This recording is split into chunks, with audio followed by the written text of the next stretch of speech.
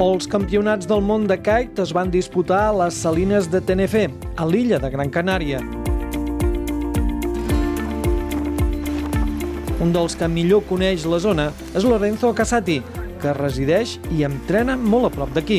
Va arribar fins a la final, amb una darrera ronda molt completa, excepte l'últim intent de truc.